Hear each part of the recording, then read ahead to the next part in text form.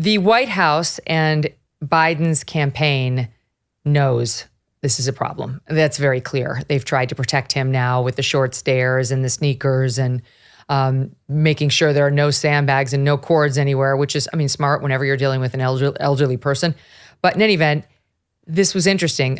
They're reporting that Quentin Fulks, who's the principal deputy campaign manager for Biden-Harris, was asked if Mr. Biden is committed to participating in the presidential debates, the 3 general election debates, because the Presidential Debate Commission released the schedule, as they always do, for when those are likely to take place or when they're supposed to take place. September 16th, October 1st, October 9th, the places are set. Texas State University, Virginia State University, and the University of Utah.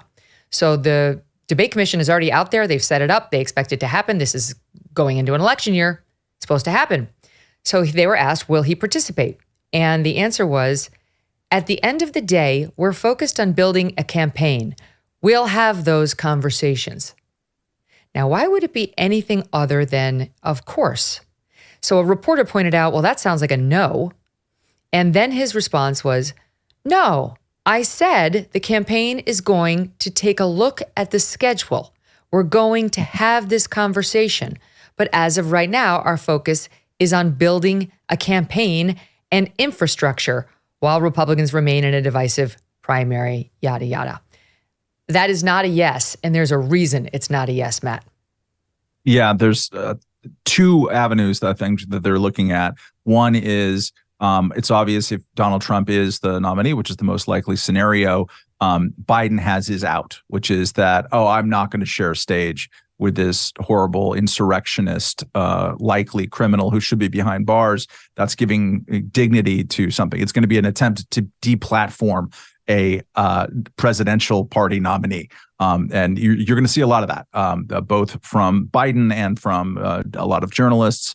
It's going to be a pretty interesting scenario. But that's a cover also for the fact that he's just too old to debate. And it's going to be bad. Imagine him trying to go up against Nikki Haley or Ron DeSantis. Oh my God. That would be pretty brutal. And, Ron DeSantis is pretty stiff. He's not the world's most gifted sort of physical debater, but on paper and on policy, transcripts are his friend in debates. He had a pretty good transcript debate this week with you. But he'd still run laps around Joe Biden. Of course he would. And so I think we're at the end of the Commission on Presidential Debates cycle.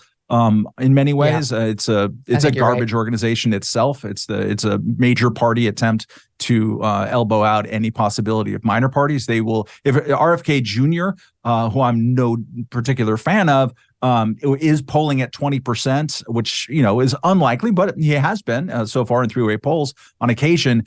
They will find a way to make sure he's not on that debate stage, if there was even a debate stage. They are set up to exclude third-party and independent candidates, which is the total opposite of what a debate commission should be done. So I think it's bad to not have debates among the major parties. On the other hand, I think I look forward to that Commission on Presidential Debates to be blown up. It is a crap organization. Well, the DeSantis-Newsom debate could have served as a sort of interesting format for how we could engage going forward. That was kind of interesting because Newsom hasn't declared as running for president. That might be a little bit better if Biden had a challenger from within his own party. But ultimately, I think it was a little bit of a flop because at least I was expecting this litigation of COVID policy of California versus Florida and a little bit of a reckoning with the actual facts and what actually happened with a few years of distance from that. That really isn't what happened. And unfortunately, they spent very little time on that. Newsom had a lot of kind of BS talking points about California's record and making it seem like the lockdowns were a lot less damaging to residents of California than they actually were. So I thought that was kind of an interesting format, and I'm kind of excited about the different creative ways that the two sides are finding to engage with each other. But I do think the format still needs some more workshopping because that ultimately didn't really give me what I wanted as a viewer, which was a reckoning of, a really, really tragic deprivation of civil liberties that people are still reeling from. I want to just go off for 1 second and think about a presidential debate with Joe Biden on the one hand and any one of the 4 undercard candidates on the Republican side. I realize they're not likely to wrest this thing away from Trump, but think of Joe Biden versus, let's say, Christie. Let's say Vivek. My God. I mean, I know those 2 guys are not going to get the nomination. I'm just saying, imagine it. Imagine it. And Nikki Haley's very, very nimble, and DeSantis is getting better. But any one of the 4 of them would clean his clock. And what would his excuse be for not debating them? It's just one of the things for Republicans to consider. Imagine what the word ratio be. Give Vivek and Joe Biden equal time. Vivek will say, 100 times more words than Joe Biden will.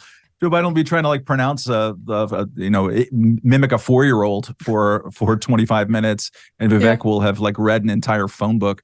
I think that actually Vivek would be the best possible scenario for Biden, because he could do what Nikki Haley kind of tried to do this week and didn't really manage, but just to sort of shut up, kid, you're bothering me. I think he could play that.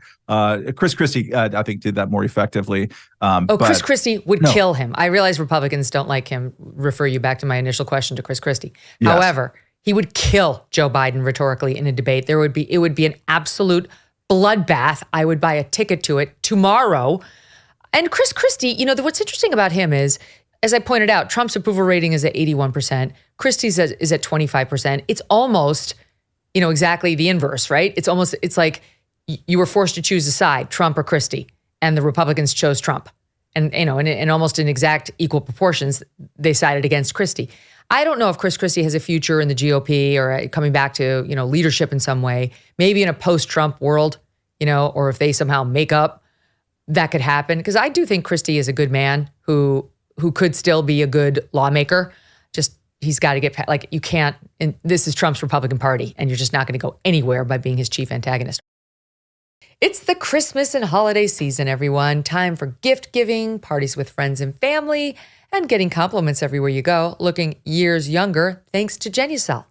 From now through Christmas, Genucel's most popular package is more than 70% off at Genucel.com. Treat yourself and a loved one to the absolute best skincare in the world. See those troubling forehead wrinkles, fine lines, skin redness, pesky bags and puffiness, and even a sagging jawline disappear with Genucel's most popular collection. With its immediate effects product, see results in less than 12 hours, guaranteed, or you get your money back. Plus, included in every one of their most popular packages is a free hyaluronic acid serum. Totally great. You need this, especially this time of year, for skin hydration that will restore your youthful appearance. Visit Genucel.com/MK60 right now, and you just enter my special promo, MK60, to get an additional 10% off your entire order. Every order today instantly upgraded to free express shipping. Genucel.com/MK60. That's GENUCEL.com/MK60. Hey, thanks so much for watching. If you like what you just saw, hit the subscribe button for more clips and full episodes.